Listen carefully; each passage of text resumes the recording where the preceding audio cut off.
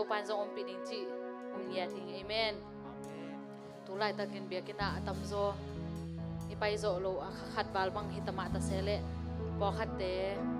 biaking tung lowa to pa ki phat thei ma to zong hima ina hi zong po khat te khat be be itak sa te zong zom thei dam lu na zong om thei kha tha te zong zom thei biakin mun pen i ding ai ting le hi biak pasien to ikimu na mun a hi ma bang i thlak na zong tapi takin kinai thei yang tu tung tu sung te pai thei lu na hangena i tha zong dam i tha zong zom khamai thei lung sim te zong neu khamai thei hi zong ina tuang nu sengei lo jesu amen tuan op na kitchen na ben jesu sung bek ma hi i kha dang tak ina ma ta sele hang jesu kyang i zot nak le man dang tak na kam na ding tu yong ron sak de na itak sa zom le itak sa hat na ding thang wan ding to jesu hi amen hallelujah pasien men phan na ning tong ni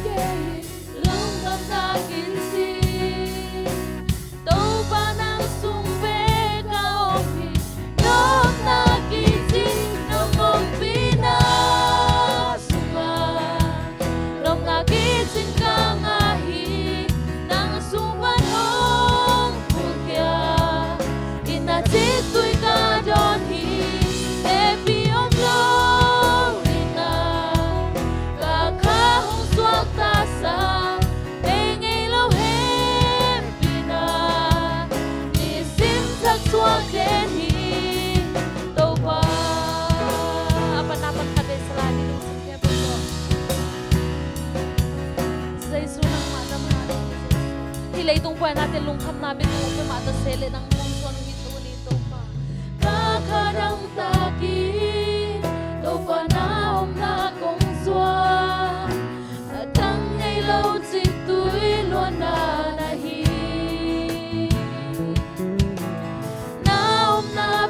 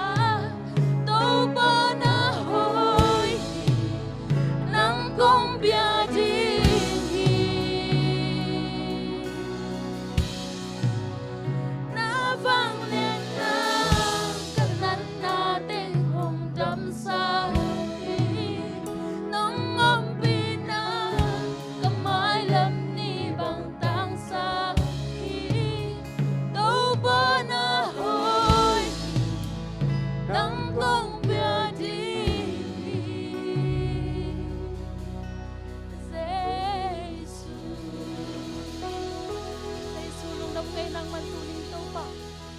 O abay sahun na to pa hinat na to buwan na beng nate to pa buwan na nasat nate o mata sele. La itong bupin buwan na mata sele. Hibuwan natin to pa nang manong paybay ning sila mong tersak sem hi hallelujah to pa. Nang mahithangin to pa nang masay supasel hatel na sem hitahin la nang makisot na sem hisak getain nang mantunin to pa hallelujah to pa worship din nung kipat pianong kichwa pianong umpi man natulong dum chukong ko hi umpay ladi to pa hunpi siya ku mama oh nang manawa kam ten sa sangye din na ama kam panong pay ken to pa oh mi malkhat ke pichat kalung taong long yan nale kilamdang chak nang hisak ngetain nang mantunin to pa kikop natin mabante nung sumpi anong umpi niya di hun zay sumin swangin ko ngen hi amen